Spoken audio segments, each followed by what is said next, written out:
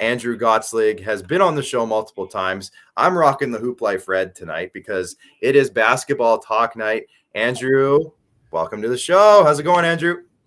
Oh, let's go. I love the drip, man. Oh yeah, It's I had to put it on tonight. Yeah, no, I love it, man. I'm in the bunker. I got the vid.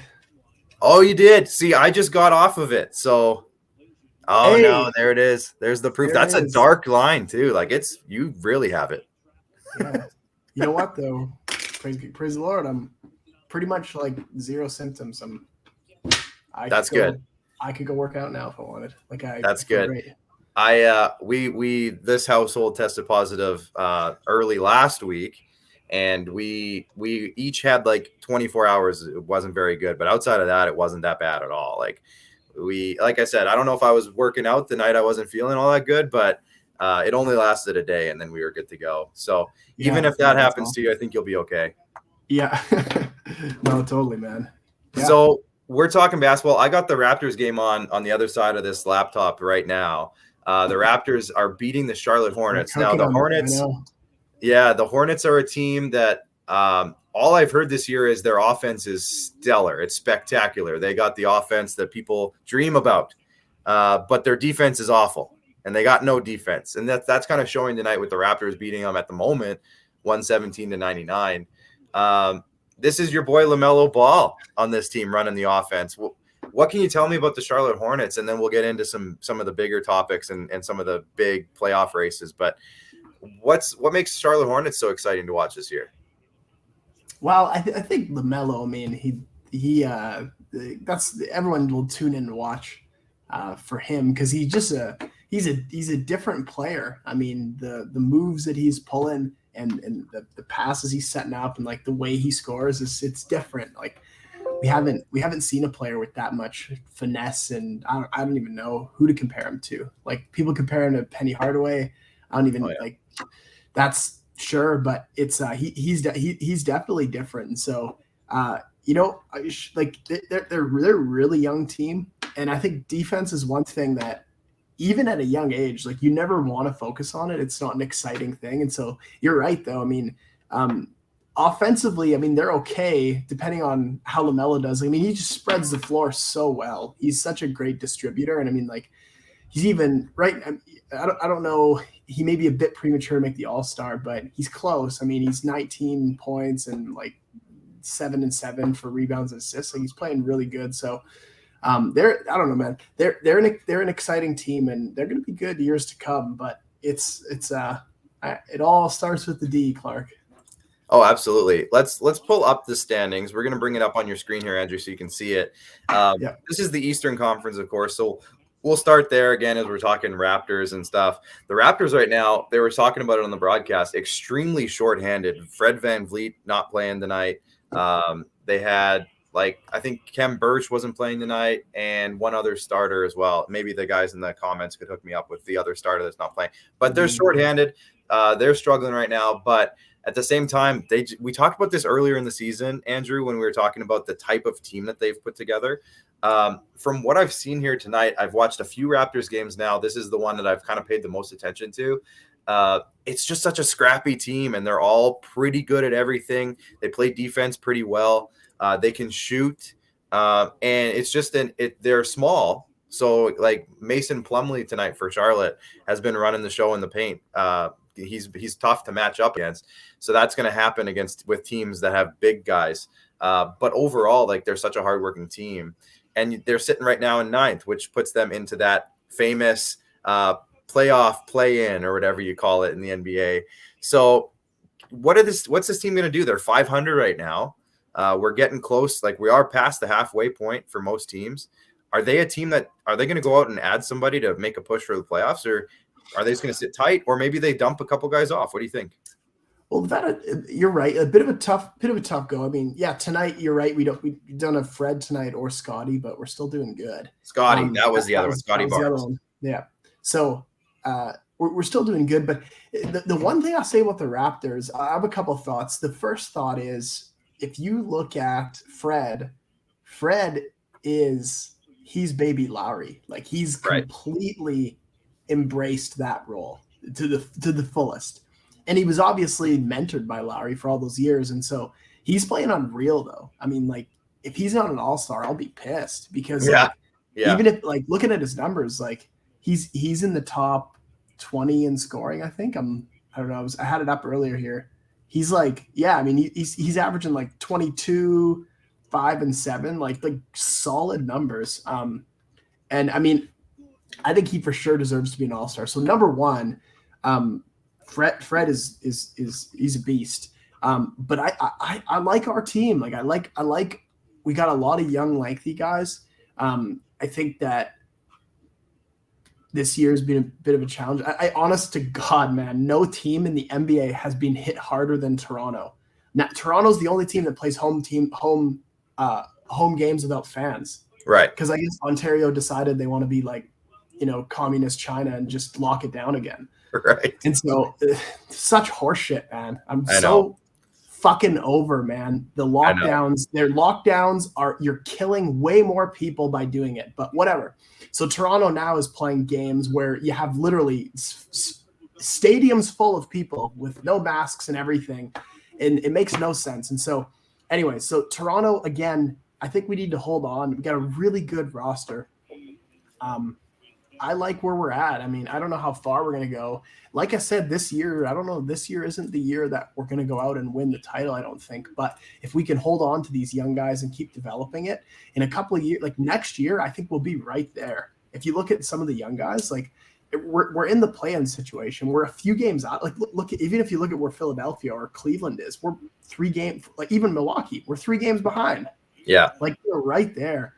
So I think you'd be surprised. Like next year, I would not be surprised if we're a 3 seed in the East.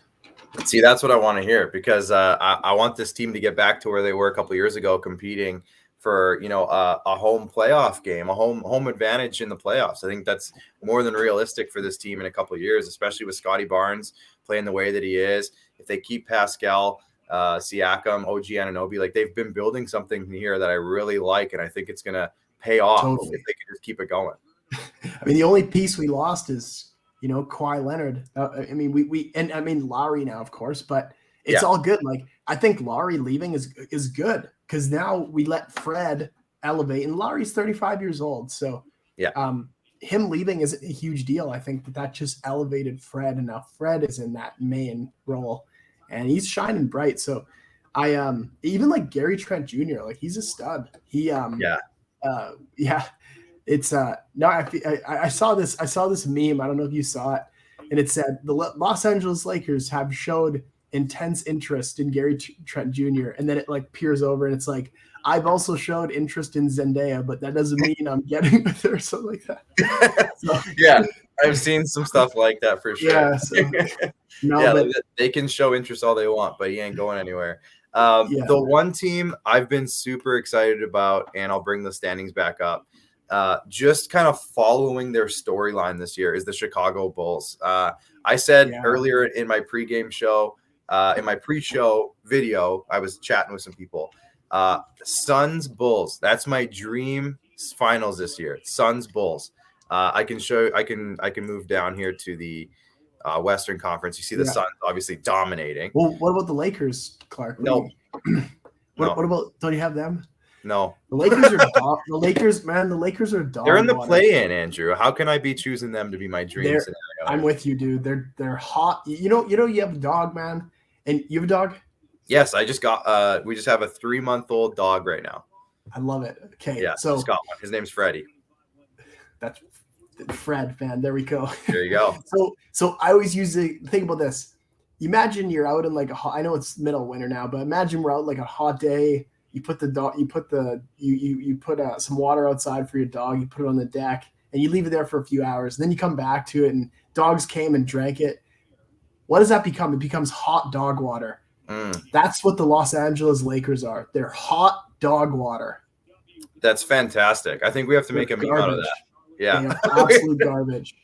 That's a great description. And LeBron should be the MVP this year, man. If we put one more piece around, I'm done with AD in Westbrook. Trade every one of them. But the problem is nobody wants them. Who can bring them in? That's the thing with their salaries. Who can bring them in? Well, the only the Rockets said they would do a trade for Westbrook versus Wall again. Now, remember, that was the same trade they did at Washington, right? Yeah. So Houston said they would do it.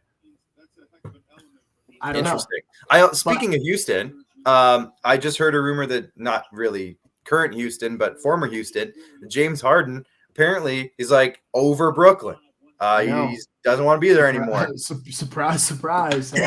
Yeah. So I mean, what does that mean? Man. Well, here's my take on that. Who's the GM of the Sixers? You're gonna have to help me out on that one. Daryl Morey. Oh yeah, right. So what I think, this is what I think I could see happening. They do a sign and trade plus some picks or whatever, even though they don't have much, for Harden for Simmons, and then they swap those two. And I could see that happening because James has a player option at the end of the year. We got to remember that. Right. So he could walk if he wanted, but I could see a sign and trade with him to go to the Sixers. I could see that happening because Daryl Morey, I mean, he was the GM of Houston for all those years that Harden was there. And I think like Harden's made it clear that he owes Daryl Morey so much to his career because his career took off when he got to Houston. So I bet that's going to happen. That would be exciting. I would not be shocked. But I mean, Brooklyn, all they got to do is pay $5,000 a night and Kyrie can play. Just pay the fine. Holy shit. Just do it. Yeah. They got all sorts of money. They got Jay-Z money. What are they waiting on? Yeah. Well, I guess the owner's very politically correct, so he doesn't want to do that. So. Fair One enough. of those there. One other storyline. I know you talked about this, I think the last time we had you on, but Golden State was about to pop off, and I think they got Thompson back. They're looking good again. What's going on? Are they the team? Are they going to really push again for the West? I think so. Right now, I'm not even concerned. Like when I watch the Warriors play, it looks like Thompson. Looks like he's forcing a lot of these shots up. From when you watch him, it's like it's like the whole team is trying to get him involved, but it's almost like we're over trying to get him involved, and so he's chucking shots up. And I just don't think he's found like a rhythm yet. But I don't think anyone's concerned at all about that because he's going to find it. Like the man didn't play for almost 3 years. It was like 900 days or something. Yeah, so wow. It's going to give him 20 or 30 games to get back in his rhythm. But if anyone can, it's him. So the thing with Golden State too is, I mean, like they all have been there before. Yeah. But the Suns this year, like, I mean, we thought they were going to win. It was chalked. We were in the studio and I was like, there's no way they're going to lose. Cause we all thought it. And then the Sixers or the Bucks they're just that athletic old school basketball just cooked the tiny Suns. So yeah, exactly. We'll see. Our man Myron says, Clark, do you like the Suns because your 2K created player was drafted by them? Yeah, I do. That is why. This was last year's 2K game, but I got drafted by the Suns as a point guard, and we had me, Booker. I think Chris Paul was there at the time. They drafted another guy because that was like the storyline in 2K, another point guard, and Ricky Rubio, I think, is there. So it was like there is way too many point guards on this team. Like we do not need this many point guards. So there was a bit of a battle for court time, but I figured it out. I got through it. But either way, that's Andrew, awesome. Got a few minutes left here. Let's talk Hoop Life because I know you have some exciting stuff going on. Talk to me about the streaming because this is what, obviously, with me, this is exciting to hear about. So what's going on with the streaming with the Hoop Life League? Yeah. Oh, man. Well, beyond massive shout out to IKS Media / producer Clark for making the intro. But oh man, massive. The Hoop Life League has been going really good. Almost 300 kids for our first year. It's about 30 teams. It's awesome. And so we had some great, like IKS Media completely took us under their wing. Like everyone from you, Clark, to Paul, to Ralph, the Melody, like everyone has been so incredible. And like, I can't thank you guys enough because IKS Media is like, if anyone, man, has any kind of live event, man, you have to hit up IKS Media. I'm cutting this for Paul because Paul's gonna love this. Oh man, well no man, we appreciate you guys so much. Like I can't even like say it enough times, how the weight off our shoulders, how IKS came in, did its thing, hooked us up with an incredible camera that follows the players around. Right. They came in, installed it, trained our team how to work it. And no, it's smooth and awesome. So basically with this though, what's going on now is, so your league is playing, is it every day? There's games every day, 7 days a week. There's games, and all of the games are being streamed online with basically like a robotic camera. Am I right in saying that? And, exactly. Yeah. And anybody can tune in and watch this. Parents, family members. I mean, hypothetically, down the road, scouts. We can start scouting some players. Totally, man. Yeah, totally. So this is a really exciting thing. Yeah, no, right through the Hoop Life YouTube, like ICAST Media, like you guys came in, set it all up for us. We literally mounted a camera in the facility, and it's really cool. The camera that you guys set us up with, it mounts on the wall. It's connected right to internet, and it literally follows the ball as it goes. And so there's like multiple cameras like in a spiral shape, and it just kind of like auto switches between camera as the ball goes this way and this way. It's crazy technology. Like, it's awesome. I've seen it myself on some hockey games and some different things, and it's crazy what it's able to do. And I'm so pumped that it worked out for you guys, because it is really cool technology.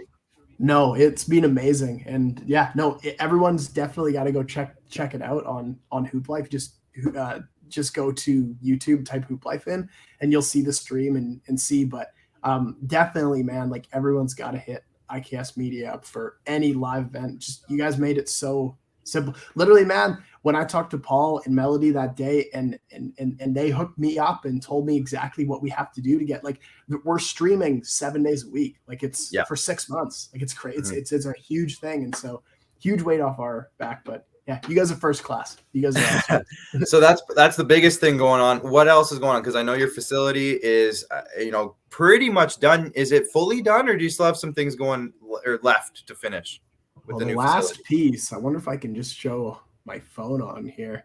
The last piece that's coming in is the workout room. And right. Yeah. That is, not like, no lie, as I'm here with you, I think they're up in the training center. Oh, I think the lights are off, so you can't see. I'm looking at we got cameras everywhere, so anybody trying to break in can't be.